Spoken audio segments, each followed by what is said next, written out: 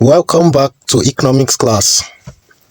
Today's topic is types of demand.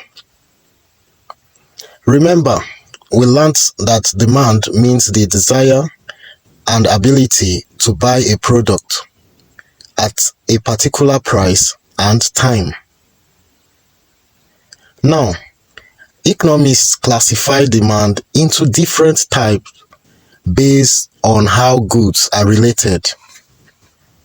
These types of demand are, let's learn. 1. Joint demand. What is joint demand? Joint demand happens when two or more goods are used together. You usually cannot use one without the other, which makes you demand for both at the same time. Let's see some examples of joint demand.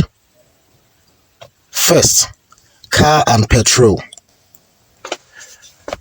If people buy more cars, they will also buy more petrol. Other examples are pen and ink, printer and ink. So, when demand for one product increases, the demand for the other also increases. That is why it is called a joint demand.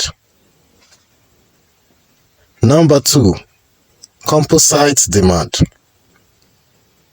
This type of demand happens when one product can be used for many different purposes. Because of this, many people demand it for different uses. Let's see some example of composite demand. Electricity. You see, we can use electricity for lighting. It can be used for cooking. It can be used for running machines. And that is why it is called a composite good.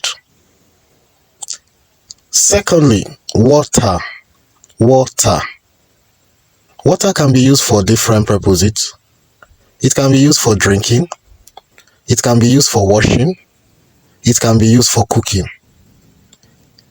So when we demand for water because we want to use it for these different purposes, such demand is called a composite demand.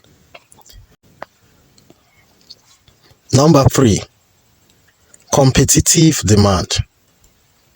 This happens when one product can be used for different things that compete with each other. Because of this, using it for one purpose reduces its use for another. Okay? For example, milk. Milk can be used to make cheese. Milk can be used to make butter. It can also be used to make yogurt. You see, there is a competition in the uses of milk. If more milk is used for cheese, less milk will be used for butter. So there is a competition in its uses. That is an example of a competitive demand.